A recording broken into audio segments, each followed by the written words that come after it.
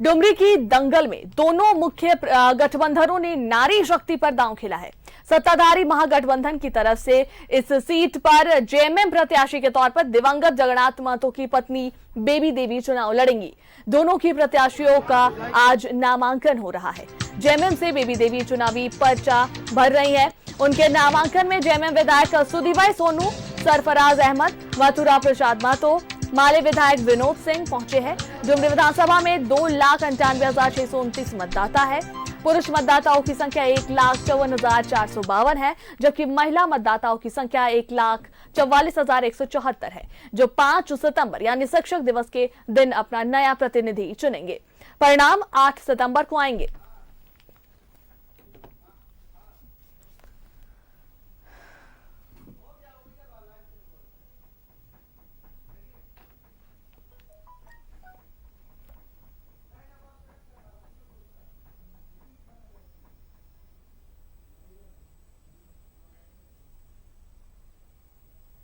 तो आपको बताया कि डुमरी उपचुनाव में नामांकन का आज आखिरी दिन है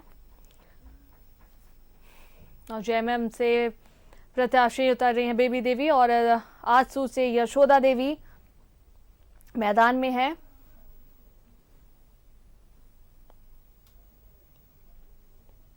आपको बता दें कि पहले ही बेबी देवी को मंत्री बनाया गया है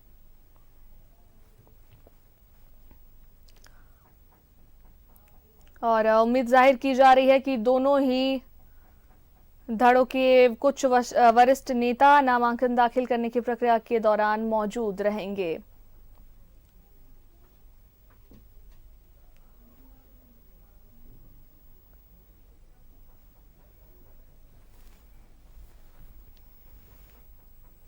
यह भी संभव है कि दोनों प्रत्याशी नामांकन से पूर्व शक्ति प्रदर्शन करेंगे।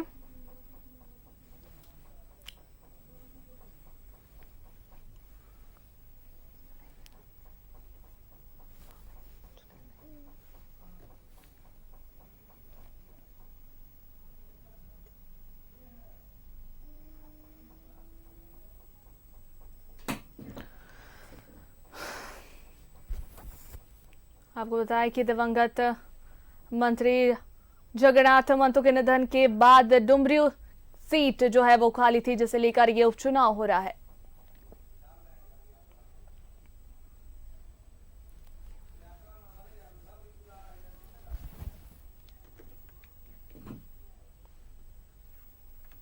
इधर आजसू की प्रत्याशी यशोदा देवी का भी नामांकन है। उनके नामांकन में आजसू अध्यक्ष सुदेश महतो, आजसू विधायक लंबोदर महतो, बीजेपी विधायक रणधीर सिंह, बीजेपी विधायक नारायण दास, रविंद्र राय जैसे नेता मौजूद है। 2019 में बीजेपी आजसू अलग अलग लड़ रहे थे। दोनों ही पार्टियों को करीब 36 हजार वोट मिले थे और जीतने वाले जेएमएम के जगन्नाथ महतो को 71,000 से कुछ ज्यादा वोट मिले थे। अगर बीजेपी और आजसू के वोटों को एक साथ जोड़ दें तो ये लगभग 73,000 वोटों के करीब का था।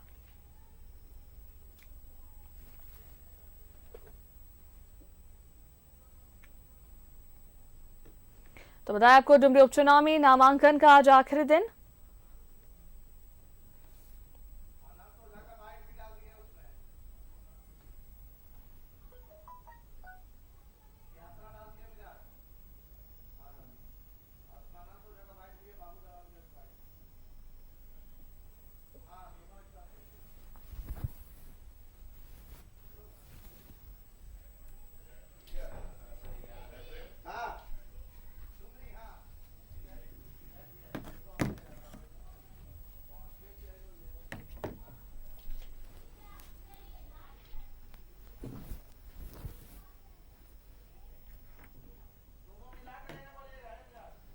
और इस पर अधिक बातचीत के लिए हमारे साथ लाइव चैट पर डुमरी से हमारे संवाददाता विपिन जुड़ रहे हैं। विपिन, डुमरी उपचुनाव को लेकर सरगर्मी तेज हो गई है। नामांकन के लिए दोनों पार्टी के प्रत्याशी जो है पहुंचने वाले हैं। क्या कुछ माहौल देखने को मिल रहा है?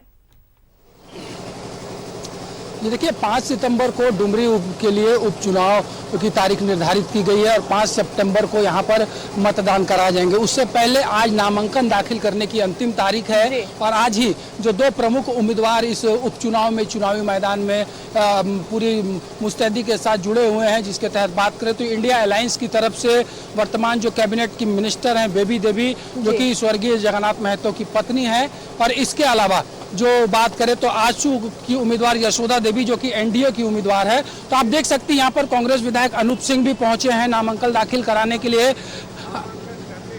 अनूप जी नॉमिनेशन के लिए जा रहे हैं, क्या कहेंगे, कितना कॉन्फिडेंट आप लोग? हम लोग कॉन्फिडेंस पहले भी थे और अभी भी है। हमारी प्रत्याशी की जीत होगी और भारी मतों से जीत होगी।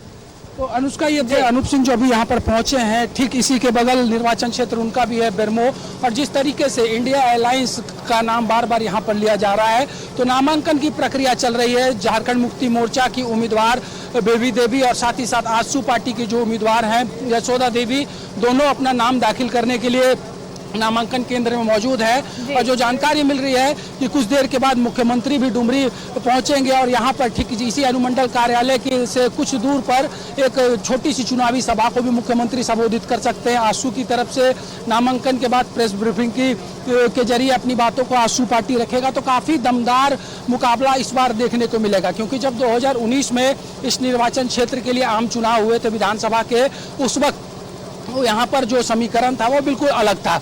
आजसू ने अलग चुनाव लड़ा था, भारतीय जनता पार्टी के उम्मीदवार अलग थे, जेवीएम का उम्मीदवार यहाँ पर था, एआईएमआईएम का उम्मीदवार था, और गठबंधन की तरफ से जगन्नाथ महतो चौथी बार लगातार जिन्होंने जीत हासिल की थी 2019 के चुनाव में। तो इस बार परिस्थितियां जिस तरीके से जिन वजहों से उपचुनाव की आई है, ये सब कोई जानता है कि अलग झारखंड बनने के बाद से लगातार 2004, 2009, 2014 और 2019 में झारखंड मुक्ति मोर्चा के टिकट पर जगन्नाथ महतो ने यहाँ पर लगातार चौथी मर्तबा जीत हासिल की थी। और जहाँ तक नामांकन की बात करें तो बेबी देवी के साथ कांग्रेस के विधायक अनूप सिंह, माले के विधायक विनोद सिंह के अलावा झारखंड मुक्ति मोर्चा के सुदेव सोनू जो गिरिडीह के विधायक हैं, टुंडी के विधायक मथुरा महतो और गांडे से विधायक सरफराज अहमद की मौजूदगी है।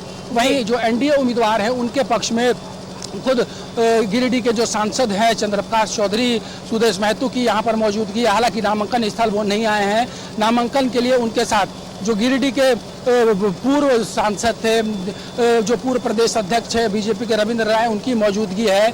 बीजेपी के विधायक रणधीर सिंह, बीजेपी के देवघर विधायक नारायण दास और गोमिया से आजसू के विधायक लंबोदर महतो की यहाँ पर मौजूदगी है। तो काफी गहमा गहमी फिलहाल अनुमंडल कार्यालय में देखने को मिल रहा है। जिस तरीके से पूरी झारखंड की सियासत की नजरें इस वक्त डुमरी के बाय इलेक्शन में है, और जो लगातार दावे चाहे वो एनडीए की बात करे या इंडिया की बात करे, दोनों की तरफ से हो रहा है, वो इस उपचुनाव को काफी दिलचस्प बना रहा है। अनुष्का जी विपिन, बेबी देवी को हालांकि मंत्री पद जो है पहले ही मिल चुका है, और यूपीए गठबंधन की झामुमो प्रत्याशी बेबी देवी जो है राज्य की हेमंत कैबिनेट में उत्पाद और मद्य निषेध मंत्री है। वही यशोदा देवी स्वर्गीय दामोदर की जो है पत्नी है। तो कितना जो है मुकाबला वो रोमांचक मुकाबला देखने को मिलेगा डुमरी उपचुनाव को लेकर? देखिए, अगर जातीय समीकरण की बात करें, वोट के समीकरण की बात करें, तो जिस तरीके से 19 के आंकड़ों पर अगर गौर करें तो लगभग 70,000 से ज़्यादा मत जगन्नाथ महतो जो झारखंड मुक्ति मोर्चा और यूपीए के उम्मीदवार थे उनको मिला था। वहीं आजसू की तरफ से जो दूसरे नंबर पर पिछले आम चुनाव में रही थी यशोदा देवी, उन्हें 35,000 से अधिक मत मिला था। बीजेपी को भी 32,000 से अधिक का मत मिला था और एआईएमआईएम को 24,000 वोट मिले थे। तो ऐसे में ये दावा है एनडीए के कुनबे की तरफ से कि जो वोट पिछली बार बिखरा था, इस बार उसे इंटैक्ट करके इस उपचुनाव में जो दावा लगातार किया जा रहा है कि रामगढ़ का परफॉर्मेंस एनडीए दोहराएगा। वहीं जो इंडिया गठबंधन है जिसे नेतृत्वकर्ता राज्य में मुख्यमंत्री हैं, वो लगातार बीते दिनों जब मुख्यमंत्री आवास में बैठक भी हुई थी तो उन्होंने सीधा लक्ष्य दिया था कि किस तरीके से इस पूरे चुनाव के समीकरण को साधते हुए उपचुनाव में जीत हासिल की जाए, जिससे कि स्वर्गीय जगन्नाथ महतो को सच्ची श्रद्धांजलि दी जा सके।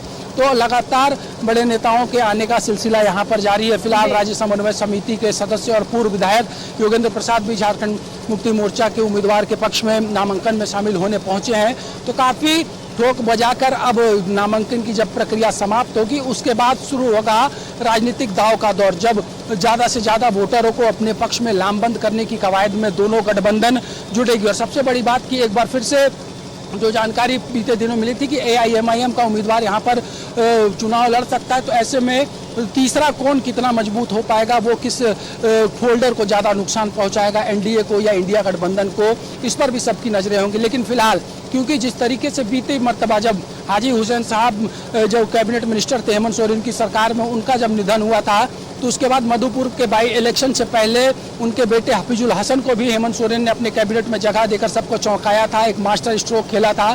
ठीक उसी तर्ज में एक बार फिर से स्वर्गीय जगन्नाथ महतो की पत्नी बेबी देवी को कैबिनेट में हिस्सेदारी मिल चुकी है।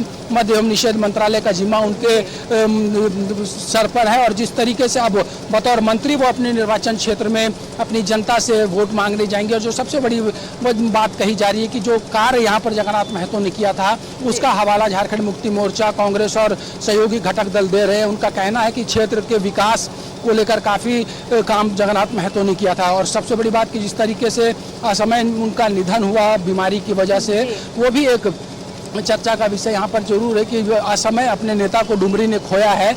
ऐसी स्थिति में डुमरी की जनता इस बार किस ओर अपना जनादेश देगी, ये तो 8 सितंबर को मतगणना के बाद पता चलेगा। लेकिन इतना जरूर है कि डुमरी की जो लड़ाई है वो काफ़ी दिलचस्प यहाँ पर नजर आ रही है। जी अनुष्का। बिल्कुल। और विपिन, हालांकि ये भी बातें हो रही है कि स्वर्गीय जगन्नाथ महतो के निधन के बाद उनकी पत्नी जो है उम्मीदवार खड़ी हुई डुमरी उपचुनाव में, तो कहीं ना कहीं ये भी सुनिश्चित किया जा रहा है कि बेबी देवी जो है वही जीत दर्ज करेंगे, ऐसा भी बातें हो रही है। कि अगर बात करें तो ये हर कोई चाहता है, चाहे वो एक निर्दलीय उम्मीदवार हो या किसी राष्ट्रीय दल का या फिर सत्तारूढ़ गठबंधन का प्रत्याशी हो, सबकी ये हसरत होती है कि अगर वो निर्वाचन के लिए चुनावी मैदान में है तो उन्हें सफलता हासिल की जाए। लेकिन जिस तरीके से जो सबसे बड़ा दबाव सत्तारूढ़ गठबंधन के पास है कि किस तरीके से स्वर्गीय जगन्नाथ दा के जो ये सीट है, जहां लगातार बीते 2 दशकों से जगन्नाथ महतो की जीत होती आ रही थी, तो ऐसे में इस जीत को और इस सीट को बरकरार रखना गठबंधन की सबसे बड़ी चुनौती होगी। और जो सबसे बड़ी राहत की बात यहाँ पर होगी कि अब तक जो भी झारखंड का इतिहास रहा है कि जिन किसी के निधन की वजह से जब कोई सीट खाली हुई है, तो ऐसे में ज़्यादातर उनके उत्तराधिकारी को जनता ने मौका दिया है क्षेत्र का प्रतिनिधित्व करने की। चाहे बात हम बेरमो की करें, मधुपुर की बात करें, चाहे इससे पहले जब गोड्डा के लिए बाई इलेक्शन हुए थे वहाँ की बात करें, तो लगातार ये देख सकते हैं जो ऑब्जर्वर्स हैं वो भी यहाँ पर पहुँचे हैं। तो और जैसा मैं बता रहा था अनुष्का कि जब भी सिंपैथी की वजह से वोट हुई है, किसी के निधन के बाद सीट जब खाली हुई है, तो ज़्यादातर मौका जो झारखंड में कन्वर्सन का रहा है कि उत्तराधिकारियों को जनता ने एक मौका दिया है। चाहे बात करें रघुनाथ मंडल का निधन जब गोड्डा विधानसभा क्षेत्र के जब जनप्रतिनिधि निर्वाचित हुए तो उनके बाद हुई थी, तो उनके बेटे अमित मंडल ने चुनाव लड़ा, उनको जीत हासिल हुई। बेरमो में राजेंद्र प्रसाद सिंह के निधन के बाद उनके पुत्र अनूप सिंह बाई इलेक्शन में उम्मीदवार बनकर उतरे, उन्हें जीत हासिल हुई। हफीजुल हसन जो कि स्वर्गीय हाजी हुसैन अंसारी के पुत्र थे, उनको बाई इलेक्शन लड़ाया गया, वो जीत कर वापस सदन में आने में उन्हें जनता ने सहयोग किया। तो ये जो कन्वर्सन है वो लगभग अभी 100% नजर आ रहा है। ये भी एक राहत की बात इंडिया और यूपीए गठबंधन के लिए झारखंड में नजर आ रहा है। हालांकि मुकाबला पिछली बार जब वोट बटा था आजसू और बीजेपी के बाद, और जब जो पिछला अनुभव देखने को मिला रामगढ़ का कि इंटैक्ट जब ये लड़े, हालांकि मधुपुर में भी आजसू और बीजेपी ने एकजुट होकर चुनाव लड़ा था, लेकिन वहां पर बहुत ज़्यादा सफलता नहीं मिली थी। और जहां तक बात करें डुमरी विधानसभा की, तो ये झारखंड मुक्ति मोर्चा का एकीकृत बिहार के वक्त से एक मजबूत किला रहा है और इस किले के पहरेदार के रूप में बीते 4 चुनाव से लगातार जगन्नाथ महतो यहाँ से निर्वाचित होकर इस क्षेत्र का प्रतिनिधित्व वो करते आए हैं। बतौर शिक्षा मंत्री भी उन्होंने जो काम किया है उसकी चर्चा आम और खास लोग करते हैं। बीते दिनों जब मॉनसून सेशन चल रहा था तो हमने देखा था सदन ने भी किस तरीके से उनके कार्यों की सराहना की थी। तो काफ़ी महत्वपूर्ण दिन, नामांकन के बाद जो मजबूती के साथ 5 सितंबर तक जनता के बीच अपनी बातों को रख पाएगा, जनता उसके पक्ष में अपना जनादेश देगी, ये तो तय है। लेकिन इतना जरूर है कि इस मुकाबले को चाहे वो इंडिया गठबंधन हो या एनडीए गठबंधन हो, कोई हल्के में नहीं ले रहा है। अनुष्का जी, बहुत